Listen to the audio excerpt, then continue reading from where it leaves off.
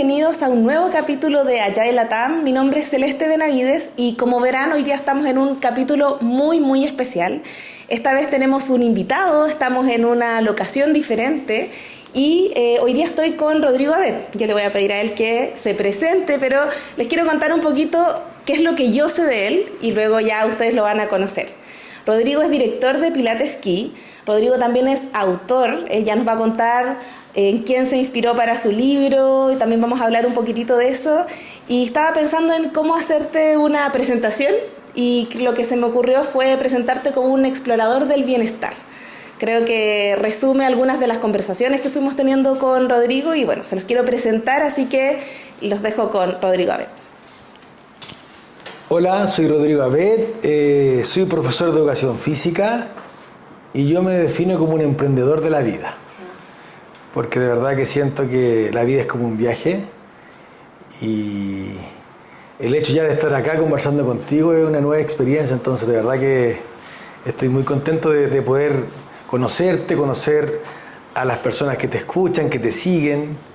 Sé que es una propuesta diferente a la que tú buscas, que de alguna manera se conecta con lo que yo vengo haciendo hace bastante tiempo, pero sobre todo soy una persona que busca siempre innovar, disfrutar y ver la vida como un regalo, como una oportunidad. Siempre ver el vaso medio lleno, así como esto. Así que salud por estar acá. Salud por eso. Pero me defino como un profesor. Ajá. Eso yo me siento, un profesor. Bueno, vamos a estar entonces en algunas lecciones hoy día. La verdad es que tenemos muchos temas interesantes para conversar con Rodrigo. Les comento que para mí fue difícil armar la pauta, como priorizar qué temas íbamos a tocar acá. Y quisiera partir por el ámbito de la transformación, que sé que a muchos de ustedes les interesa un montón. Rodrigo, también tienes experiencia con propias transformaciones y también con transformaciones de otras personas. Quiero preguntarte primero, ¿qué tiene que ver la transformación con el movimiento? Tú te dedicas, bueno, te presentaste como profesor de educación física, pilates, está todo ese mundo, pero también hay un mundo muy profundo que tú tienes en relación a cómo las personas se transforman y la importancia del movimiento en eso. Cuéntanos un poquito, por favor. Lo que ocurre es que al final del día somos presente, continuo, cambiante. Somos movimiento.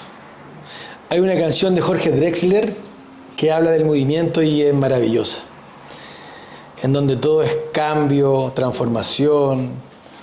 En la medida en que me quiero apegar a algo, quiero tomar algo, inmediatamente ya empiezo a sufrir, porque la naturaleza de la vida, del universo, es el cambio continuo.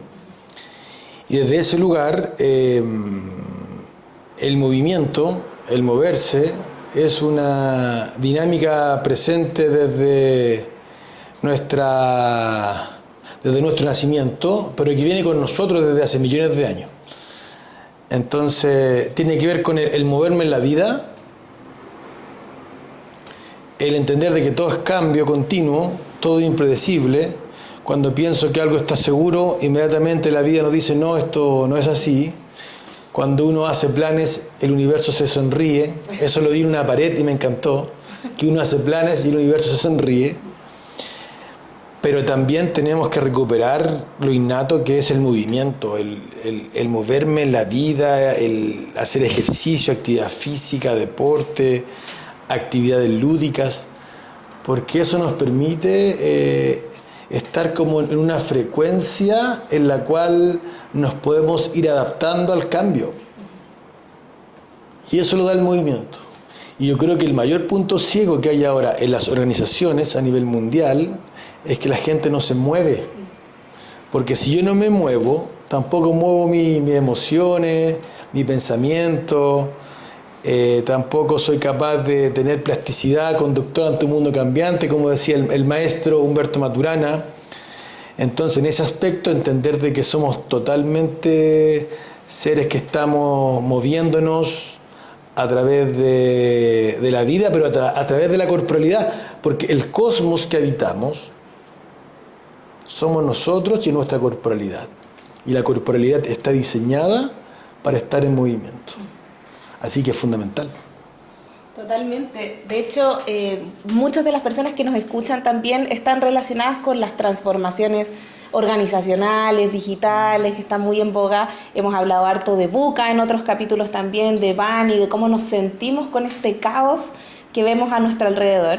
Y ahí, Rodrigo, tú mencionaste ya al Doc Maturana, algo que tiene mucha fuerza en esta conversación en relación tanto al movimiento como al cambio, es esos pequeños pasos que podemos ir dando, que no necesariamente son grandes cambios de un día para otro. Si hablamos de lo físico, a lo mejor es, oye, no es que estoy sentado todo el día y quiero correr una maratón mañana, o incluso las organizaciones también, si queremos algún cambio cultural, sabemos que no va a ser de un día para otro. ¿Cómo es la perspectiva, bueno, que tú has recogido y también lo que tú recogiste estudiando con el Doc Maturana en relación a estos pequeños cambios impactantes y al pensamiento sistémico que en el fondo nos dice, oye, si muevo el batir de las alas de una mariposa puede generar un huracán?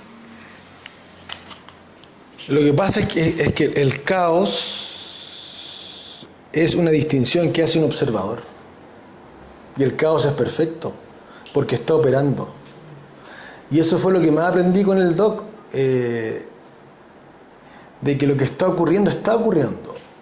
Y las personas en general no queremos aceptar lo que está pasando, porque en general tenemos una expectativa de que las cosas ocurran como nosotros queremos, en donde el motor de ese movimiento es el control, y cuando estoy en el control estoy en el descontrol. Entonces siempre conversábamos con el Doc, por ejemplo, en terapia, lo que para una persona es un trastorno, yo lo puedo ver que para esa persona lo que ella está viviendo, sintiendo, es una dinámica que está operando de manera perfecta en la medida de su realidad. Entonces, no llegar y decirle a alguien, por ejemplo, usted tiene trastorno obsesivo compulsivo, porque al final es una distinción que hace alguien. Y ojo con las distinciones porque te puede etiquetar. Entonces, desde ahí aparece esto del observador. ¿Cómo estoy mirando este fenómeno? ¿Desde qué lugar? O desde la queja, desconfianza, miedo, que no es que sea malo, sino que es una observación del fenómeno que nos puede aportar mucho a la hora de tomar decisiones, pero también nos limita.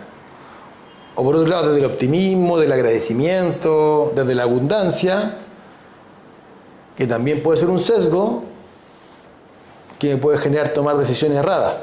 Entonces, lo fundamental, te diría, es salir de lo binario para empezar a ver como el arco iris. Y dentro de ese lugar, yo siento que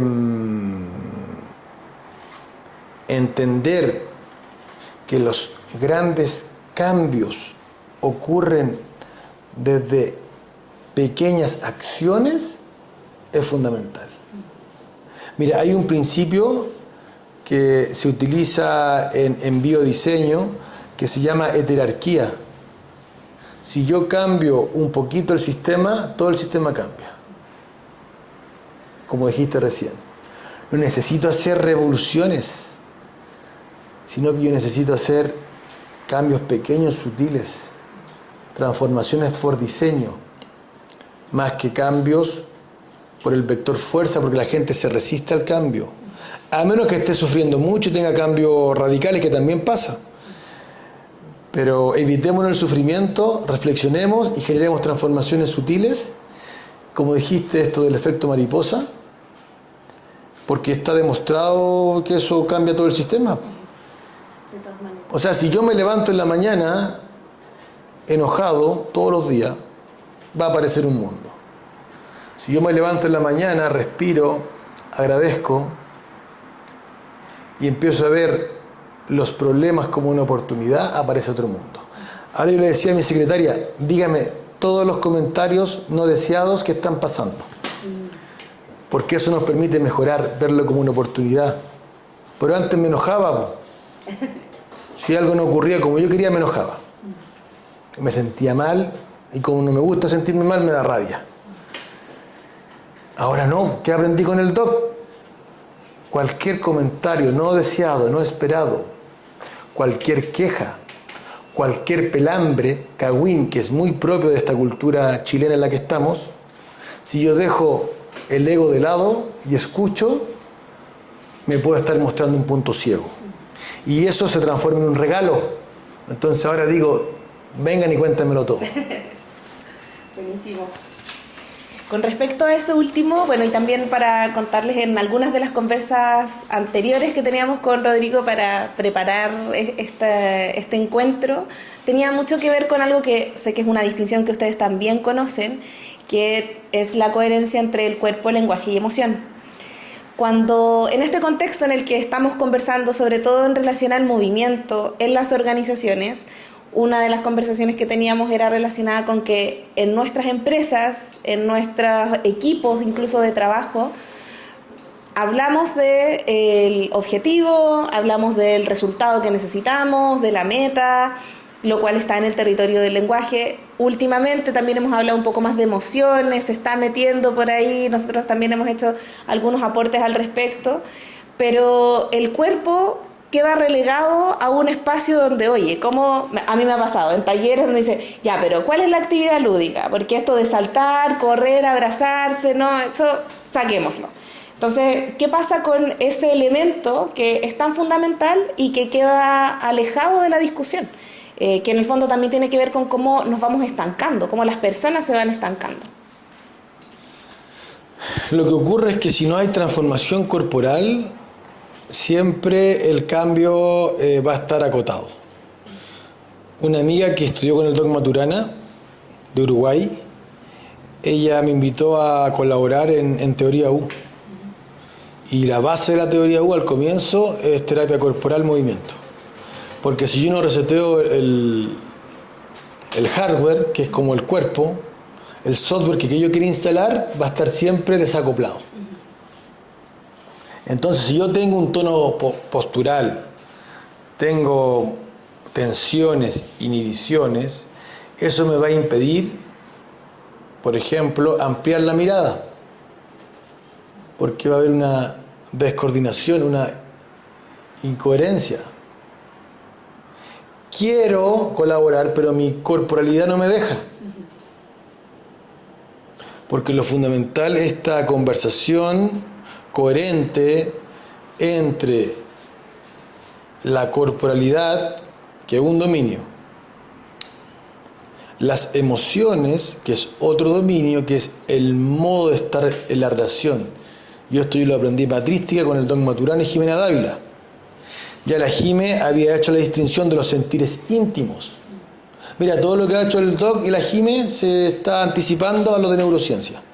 A esto de lo sensorial, lo somático. Yo cuando llegué allá hace 7 años ya estaba la diferenciación entre las emociones, modo de estar en la relación, y la sensación, que es la sensorialidad, que es lo que estoy sintiendo de manera consciente o inconsciente y que me hace que yo me configure de una manera para la acción. Entonces tengo cuerpo, emoción, por un lado, sensación, lenguaje.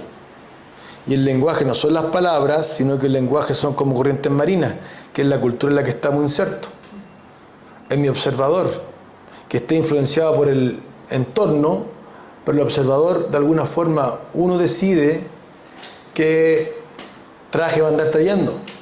O el de víctima, o el de héroe, o el de explorador. Y hay otro dominio que yo también distinguí, que es el de la funcionalidad, cómo yo me muevo. Si yo estoy todo el día con mala postura, créeme que en 3 horas voy a estar totalmente tenso, inhibido, inflamado, enfermo. Y es curioso porque en neurociencia lo que más se está incentivando es la actividad corporal, la meditación, el entrenamiento de la postura, porque inmediatamente cambia tu configuración, tu estructura, y te da la posibilidad de ampliarte, pero esa ampliación pasa también por una actividad bioquímica, porque si estoy todo el día en esta postura, estoy secretando cortisol, me estoy estresando, me estoy inhibiendo, me da miedo, rabia. Párese, extiéndase, amplíese. ¿Cómo voy a estar colaborando, creando, innovando, mirándome a los ojos a las personas, dejándolas aparecer si estoy todo el día como Gollum. Gollum, quiero que produzcan más. Bueno, olvídense de producir. Y en eso, el cuerpo, hasta el día de hoy, es lo menos considerado, pero es lo más importante. Pero tampoco va a hacer corporalidad haciendo pesas, haciendo crossfit, matando a la persona. La persona se tiene que mover, tiene que disfrutar, tiene que reencontrarse con el movimiento. Entonces yo creo que el punto psico más grande que hay ahora es que la gente no se mueve en armonía en su vida y menos en el espacio laboral. Hay una anécdota que me contaste que me hace mucho sentido y sé que le va a gustar mucho también a nuestros auditores porque tiene relación con algo que yo sé que muchos de los que nos están escuchando, nosotros también en Inspirit lo hacemos, tiene que ver con enseñar, con entrenar. Y me gustaría que si puedes contar cómo te conociste con el Doc Maturana y qué es lo que le estaba faltando, porque en realidad creo que para mí fue un hallazgo y me parece que para muchas personas también lo va a ser. Bueno, es que la historia es bien larga porque yo partí en Pilates hace 23 años y ahí entré a estudiar Pilates terapéutico y me daba cuenta que en la medida en que las personas no mejoraran su emoción, seguían con dolores. Podía hacer la mejor clase, pero si seguían en esa desconfianza, en ese miedo, en esa rabia, eso lo somatizan. Y yo no lo había visto, porque uno siempre aprende todo de manera fragmentada. Claro. Entonces entré a estudiar muchas terapias corporales, orientales, como de mucha vanguardia, y llegó un momento en que fui a hacer un entrenamiento como de coaching ontológico súper potente con una amiga que se llama Rafaela Di Girolamo, que es una crack, la quiero mucho, y ella está estudiando con Carmen Cordero el modelo de integración cognitivo-corporal. Me inspiró tanto lo que yo viví con ella, es que fui a estudiar con Carmen. Me encantó lo que hacía Carmen, y ella había sido, entre comillas, discípula del Doc Maturana, cosa que a él le carga que digan discípulo, porque él es un profe, había estado con él en el laboratorio, y ella hizo unas distinciones súper potentes, desde la biología del conocer, y ahí dije, después de estudiar con ella, dije, ya tengo que ir con el Doc, porque ya estuve con Carmen, veía al Doc como algo inalcanzable, y por suerte estaba Matrística investigando, creando, enseñando con el Doc. Entonces fue un curso de verano. Entonces estuve en ese curso y te juro que en las primeras 3 horas, entre que uno llega, se presenta y el primer break, yo ya era otro.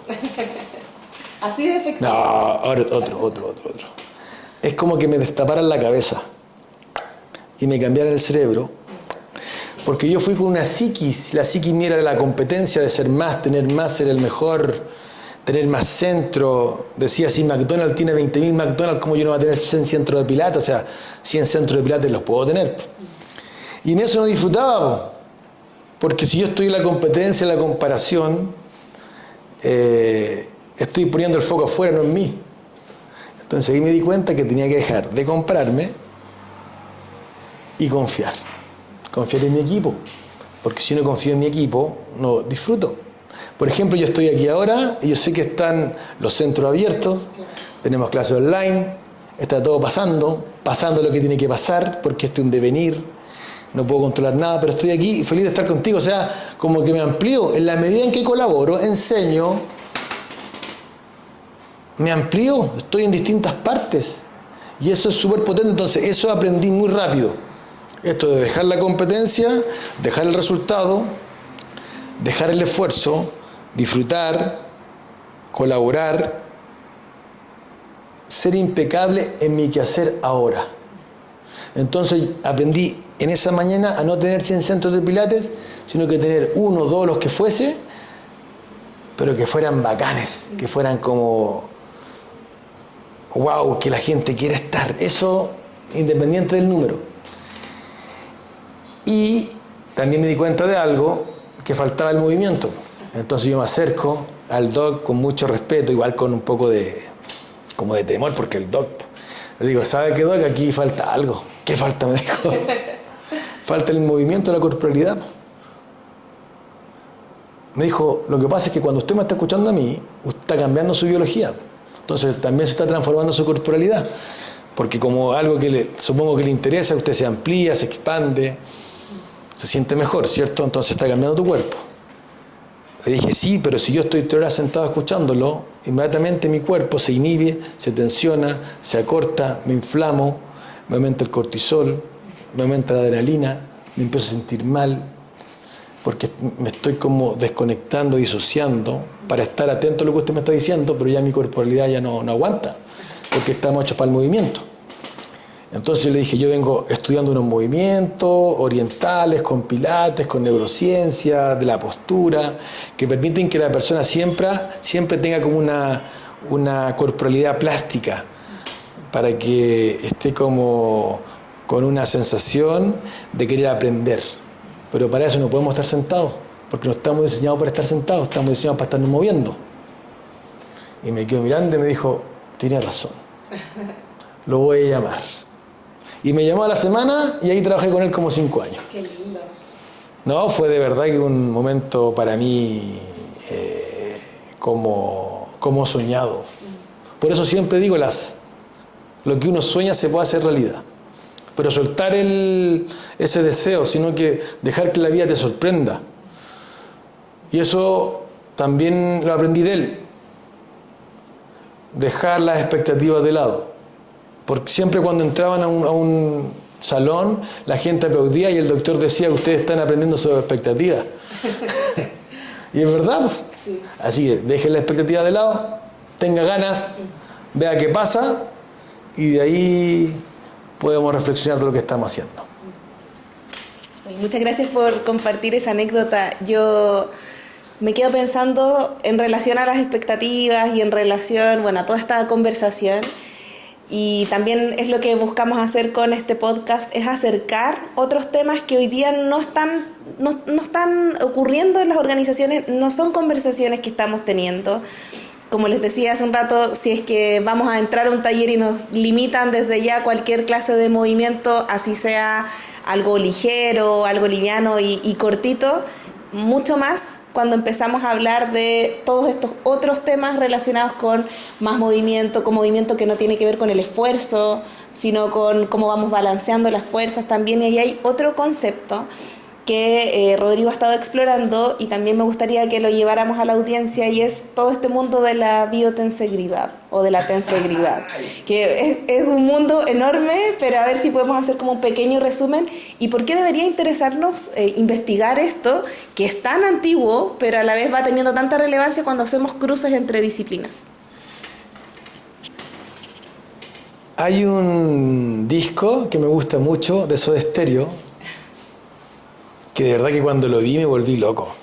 El disco es increíble. Pero si uno ve la carátula del libro, aparece un león, el famoso león, y aparece una figura de biotensegridad. Ah, sí. Porque Gustavo Cerati sabía de esto. Lo entendía todo. Entendía todo. Tenía mirada sistémica. Sí. Y está el octaedro, esa figura increíble que es la más básica. Y cuando lo vi dije, wow, porque al final somos un juego continuo de tensiones integradas y no nos damos cuenta de eso. Y al estar todo conectado, si yo lo que dijiste recién modifico una parte del sistema, todo el sistema se empieza a modificar. Pero no solo eso. Si yo tengo un problema y ese problema lo trato de forma como unidireccional, en general el problema se vuelve más resistente. Tengo que ir a otras partes del sistema, sobre todo lo que no se ve, porque lo que no se ve está generando la tensión en el sistema. Entonces, ¿qué veo? ¿Cómo me muevo? ¿Qué veo? Mi cuerpo, veo las acciones, veo las emociones, pero lo que estamos viendo, todo eso es lo sutil, lo que no se ve, que son las sensaciones, que es la energía, porque somos energía, las emociones son energía. Entonces, ¿Tú cómo te explicas lo siguiente? Que una hormiguita pueda ser capaz de movilizar 100 veces su peso. ¿Cómo una abejita puede volar con ese cuerpo? Si biomecánicamente se supone que no podría, por la forma. Te puedo nombrar millones de ejemplos así. Es porque nosotros tenemos una mirada mecánica de la vida. Y la biotensegridad busca una explicación desde el fenómeno de lo vivo como sistemas. ¿Cómo un árbol puede crecer contra gravedad? Y expandir sus ramas, sus hojitas, y esos son como nuestros pulmones. O sea, al final el universo está en nosotros. Entonces la biotensegridad viene de los estudios que se han hecho, es como un linaje, pero hay una serie de arquitectos que desarrollaron el concepto de tensegridad. Y son capaces de construir, no sé, un edificio con un 75% menos de material, más ligero, o sea, gasta menos, dura más. Y es un poco lo que está pasando con las naves espaciales. ¿Cómo eran los robots? Como Citripio y Arturito, ¿te acuerdas? Sí. Ahora los robots tienen figuras de tensegridad. Son totalmente plásticos. Los tiráis, por ejemplo, y rebotan. Se rompe una parte y esa parte es una parte del sistema, pero el sistema en sí puede adaptarse al cambio. No quedan atrapados. O sea, son totalmente plásticos. Y esto tú lo puedes llevar, biotensegridad, tensegridad, a la medicina, a la educación, a la salud, a las organizaciones, al diseño, a la arquitectura. Pueden modificar el mundo, porque si yo incorporo un concepto nuevo, modifico mi mundo. Entonces, si yo pienso que el mundo es mecánico, aparece un mundo. Pero si me doy cuenta que el mundo, la realidad es un sistema dinámico, aparece otro. Y ahí la biotensegridad y la tensegridad son aportes incalculables. Entonces todo es un juego de tensiones integradas, en donde estamos en contacto desde nosotros mismos, que somos un sistema, pero con los demás. Contigo, con la naturaleza, con lo material. Entonces por eso, en la búsqueda de un resultado tengo que ver el sistema completo, no solamente una parte. Si quieren más resultados en su empresa, que vendan más, que se muevan más, por ejemplo. De todas maneras, bueno, les vamos a dejar en el sitio www.inspiritlatam.com varios links, unas charlas TED por ahí, unas conversaciones de Rodrigo con otros expertos también relacionados a este tema de la tensegridad, que tiene mucho que ver y mucho que aportar a lo que nosotros hacemos en organizaciones, sobre todo cuando pensamos en la energía como fuerzas opuestas que nos ayudan a entrar en tensión y que esa tensión también nos genera movimiento. La tensión no es algo malo, no es algo que tenemos que tirar por abajo de la alfombra, sino que es algo que nos puede servir para encontrar un mejor lugar. Y relacionado con eso, me gustaría pedirte si nos puedes hacer la distinción o la diferencia entre equilibrio y balance, porque mucho se habla de tener una vida súper equilibrada, de mantener ahí en paz, ojalá súper estático, que no hayan demasiados pics, demasiado movimiento, pero al final eso también tiene relación con el estancamiento, que es el tema de este capítulo.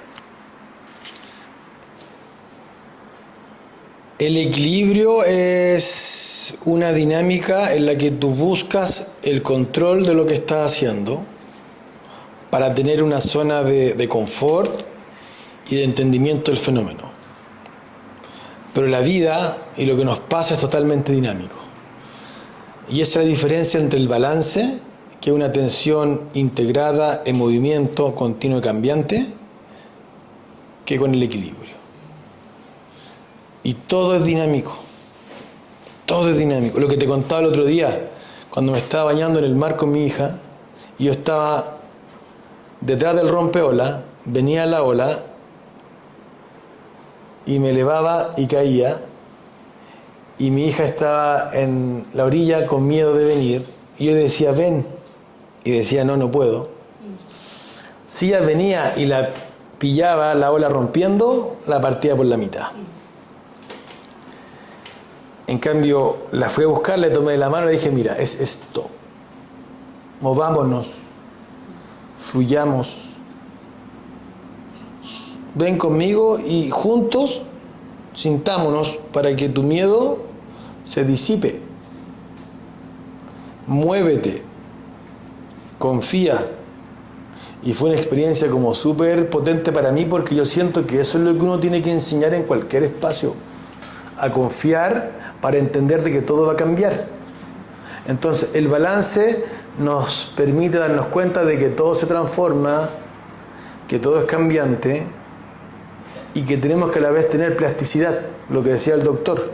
La inteligencia no es un saber, la inteligencia es una dinámica en la cual lo fundamental es la plasticidad conductual ante un mundo cambiante. Y en eso el balance es fundamental, no el equilibrio estático. Pero incluso esto que está en equilibrio igual se está moviendo porque todo se mueve.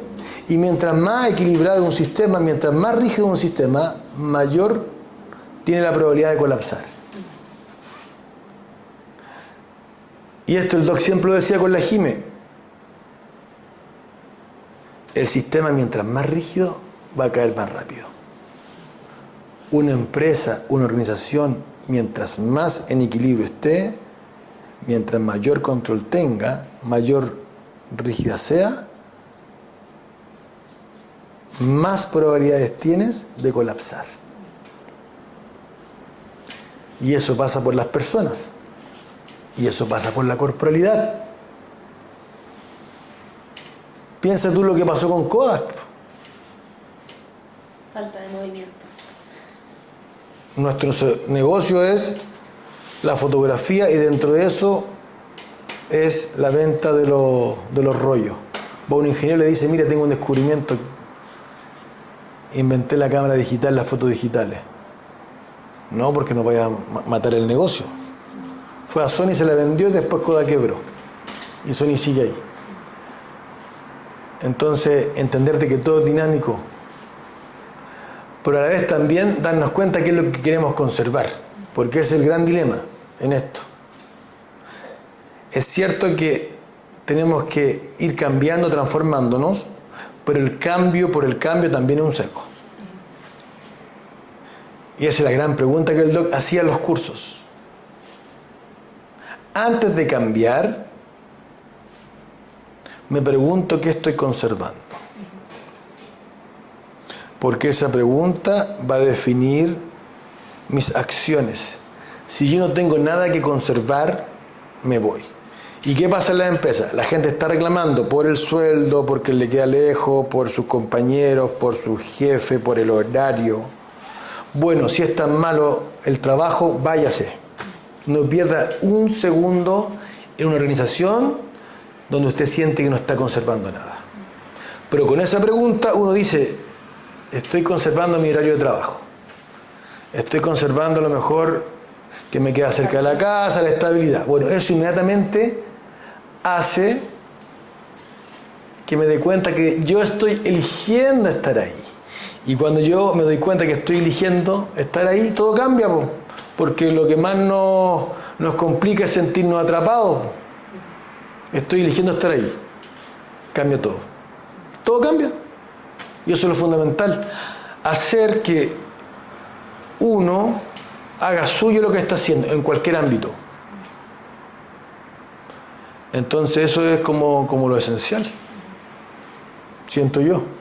Me abre a muchas preguntas. Creo que podría estar ahí, pero haciendo un doble clic de muchos de los temas que tocaste recién. Pero este capítulo lo hemos titulado ¿Cómo movilizar organizaciones estancadas? Y sabemos que las organizaciones están compuestas por personas. También hay otros elementos, hay culturas, hay intereses, en fin, hay muchos otros agentes más que están jugando.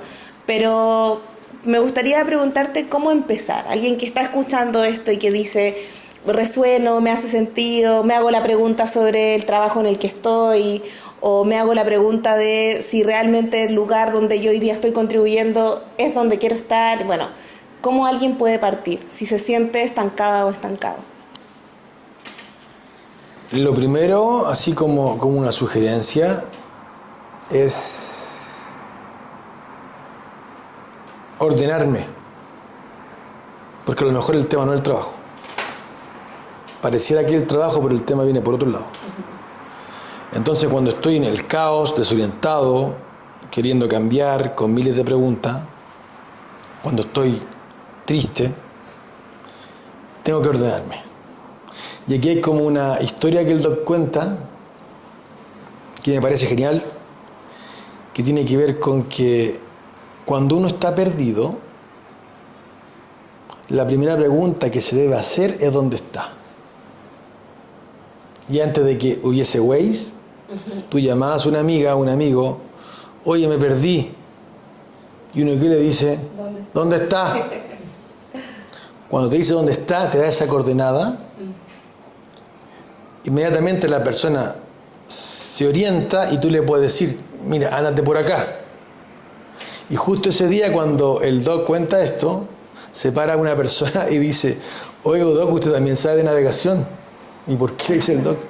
Porque cuando esta persona era como capitán de un barco, cuando uno está perdido en alta mar, lo primero es saber las coordenadas de donde tú estás.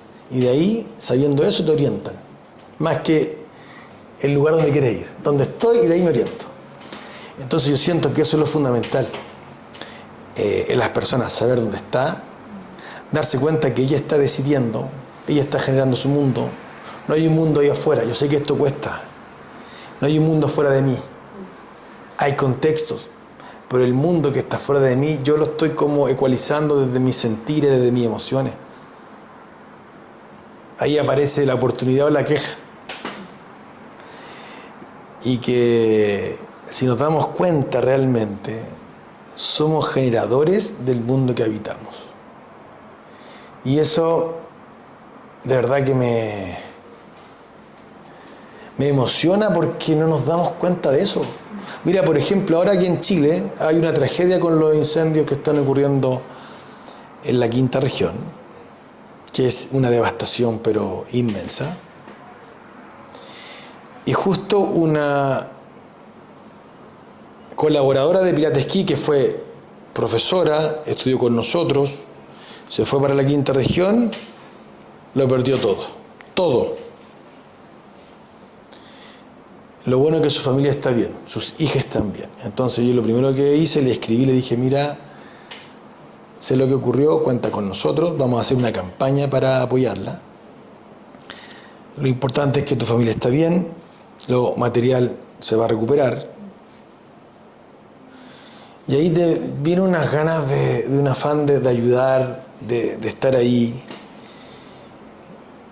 Y lo único que se me ocurrió, y lo cuento porque lo vamos a hacer, le voy a regalar unas máquinas para que ella arme una sala de pilates en Viña, porque esa va a ser una forma de poder empezar a cambiar su switch y poder empezar a moverse, a movilizarse, a tener sueño, a tener propósito, a confiar, a tener esperanza.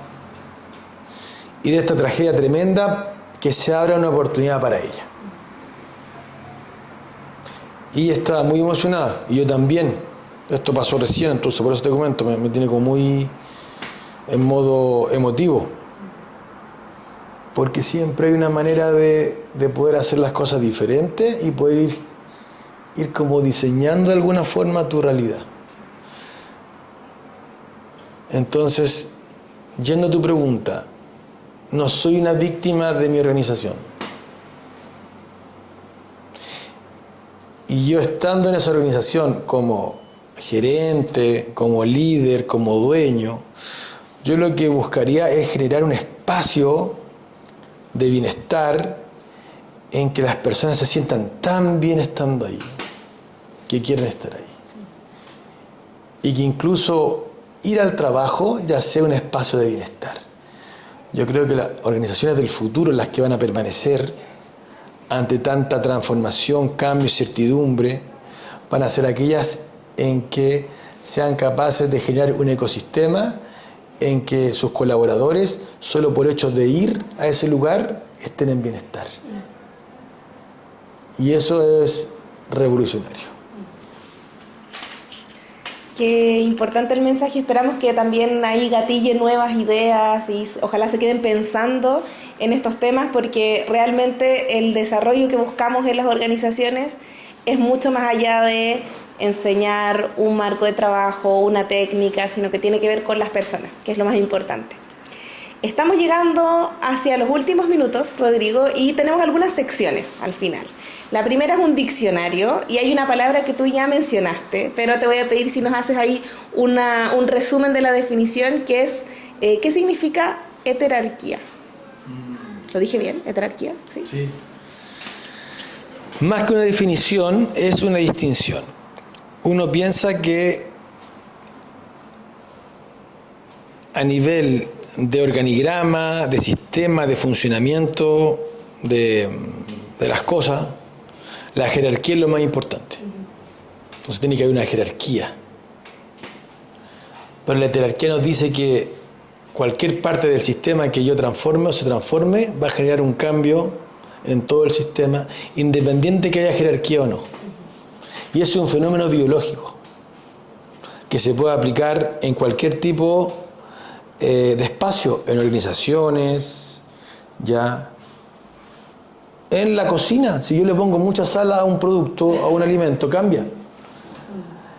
Y eso nos invita a darnos cuenta que con pequeños cambios se transforma el todo, que estamos conectados. Entonces, creo que eso es fundamental, ir por la vida generando estos espacios de transformación, de reflexión, de inspiración.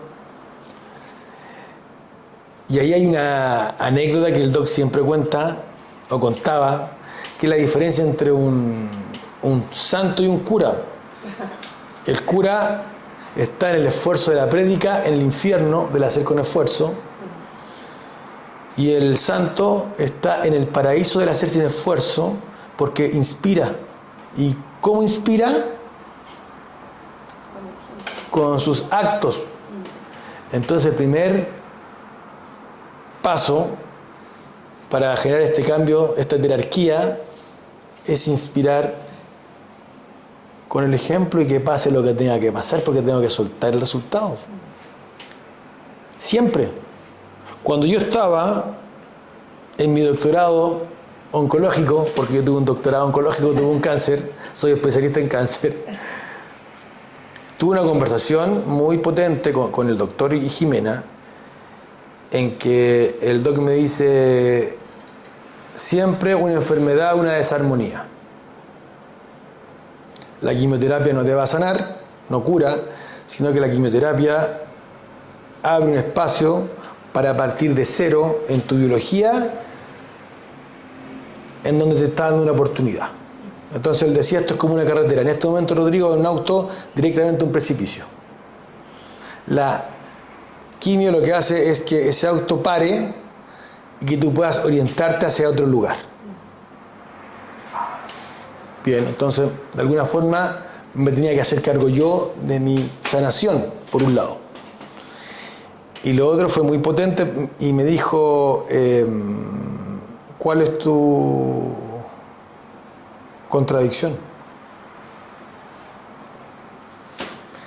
Yo dije, mi contradicción es que yo no quiero crecer, quiero ser siempre un niño. Ya me dijo, está bien eso, porque además que siempre jugábamos ahí, en Matrística jugábamos con estas distinciones, y que al final el tema es fluir, disfrutar, pasarlo bien, ser lúdico, no perder como el candor del niño que quiere aprender. Me decía, sigue con ese candor, pero mira desde más arriba, para que tengáis mirada más sistémica. No podéis seguir siendo un niño de 5 años, tenéis que mirar de más arriba, pero no pierda lo lúdico, para aprender por curiosidad, porque también puedo aprender por sufrimiento. ¿Para qué voy a sufrir si puedo aprender? Entonces eso me dejó como, wow. Y después supe que mi tipo de cáncer le daba a niños, que yo era una rareza. ¿En serio? En serio. Entonces fue como una... ¡Wow! Dije, o sea... Fue como una situación bastante especial, una coincidencia, pero bien potente. Y lo otro que me pasó, que fue antes de partir con mi quimioterapia, yo andaba con modo muy positivo, que es una forma mía de evadirme. Y me dijo la Jime, me escribió un WhatsApp increíble, me dijo, Rodrigo, este es el momento de vivir la experiencia, no de aprender. Bueno, no quieras aprender nada, bueno, vive esto. Y me emocionó mucho eso porque si yo estoy en la expectativa de querer aprender, no vivo la experiencia. Y estando hospitalizado meses, porque fue un tratamiento muy, muy complejo, me daba cuenta que lo único que tenía a mano era el presente, el aquí y el ahora. Y que si yo quería estar en otro lugar, sufría. Tenía que estar ahí, pasando cumpleaños, fiestas, navidades, años nuevos, hospitalizados. Pero en la medida en que estaba en el presente, podía fluir porque me entregaba, porque la clave de los seres vivos es la coherencia entre el sentir, pensar, hacer. Ahí está la clave, en la coherencia. Esa es la armonía. Y la armonía, yendo a la biotenseridad, no es estar relajado, estar en una tensión justa, en el momento adecuado, para moverme de manera óptima según las circunstancias, pero no estar relajado. La armonía no es relajación, es la atención precisa en movimiento. Y eso tenemos que entender. No es ser buena onda, es saber poner borde, es dar mi opinión, es irme si me tengo que ir, es desplegarme. Y esa es la experiencia de verdad. Entre paréntesis. Porque el gran problema es que la gente vive la verdad entre paréntesis. Piensa que lo que está viendo es lo real. Y es una limitante.